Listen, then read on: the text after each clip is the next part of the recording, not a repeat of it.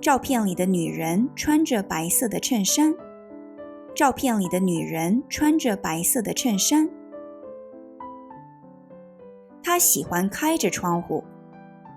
她喜欢开着窗户。坐着的人是 Emily， 站着的人是 John。坐着的人是 Emily， 站着的人是 John。他们经常站着工作。他们经常站着工作。他躺着看手机。他躺着看手机。他听着音乐睡觉。他听着音乐睡觉。Verb plus jo structure is used to describe a state that results from an action. For example, 穿 to put on indicates the action of putting on clothes, while 穿着 means the state of wearing clothes. 开 to open indicates the active action of opening, versus 开着 indicates the state where something is opened. 坐 to sit indicates the active action of sitting down, but 坐着 indicates the state of being seated. 站 to stand up indicates the active action of standing up, but 站着 indicates the state of standing. 躺 to lay down indicates the action of laying down, while 躺着 indicates the state of lying. 听 to listen indicates the action of listening, while 听着 indicates the state of being listening.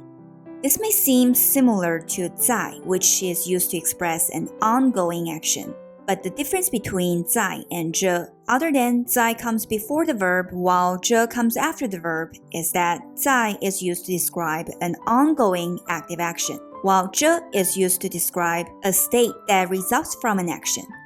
For example, if you say 她在穿衬衫, it means she's putting on a shirt right now, but if you say 她穿着衬衫, it means she's wearing a shirt. It's not an active action of putting on a shirt, but a state of wearing one.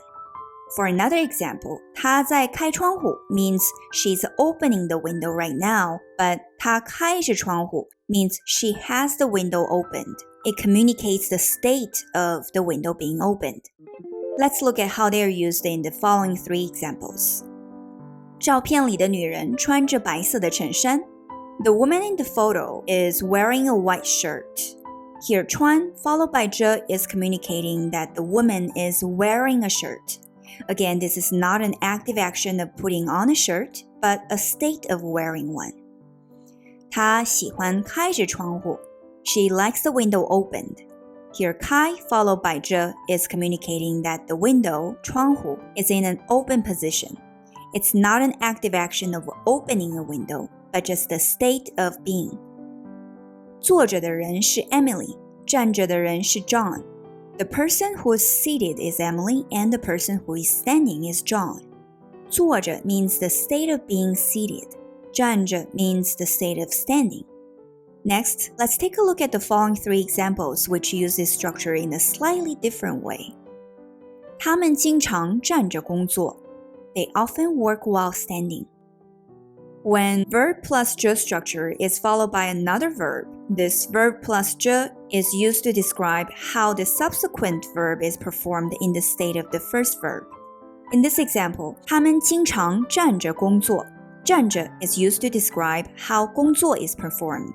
Notice that 工作 is the main action in the sentence, while 站着 is the accompanying action. 她躺着看手机。She uses her phone while lying on the bed. In this sentence, 躺着 is used to describe the state where 看手机 is performed in, meaning the action of 看手机 is being performed while lying on the bed. Notice that 看手机 is the main action here, and 躺着 is accompanying action that's used to describe the state where 看手机 is performed in. Now let's take a look at the last example. 他听着音乐睡觉。He sleeps with the music on. Here the action 听 followed by 着 communicates the state of listening. Note that with words structured as verb plus object, 着 comes right after the verb and before the object. Here in this sentence, The accompanying action 听着音乐 is used to describe how the main action 睡觉 is performed. So 听着音乐睡觉 means sleeping while being in the state of listening to the music. You may find 一边 structure, which is used to describe a person doing two or more things at the same time, similar to this. But remember, verb plus j structure communicates the state in which the subsequent verb is performed, while 一边 structure is used to indicate both actions are actively performed simultaneously. In other words, if you use verb plus j structure, you are expressing the idea of not actively or consciously using energy to do a particular action. 听着音乐睡觉 in this sentence means sleeping with the music on. The focus is on sleeping, not on listening to the music. The person is not actively using energy in listening to the music while he is sleeping.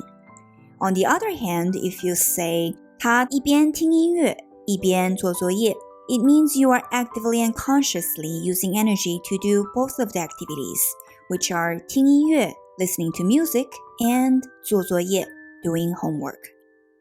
It's difficult to grasp verb plus j structure in the beginning, but don't worry. The more you experience these kind of sentences, the more you'll get a feel for when to use it.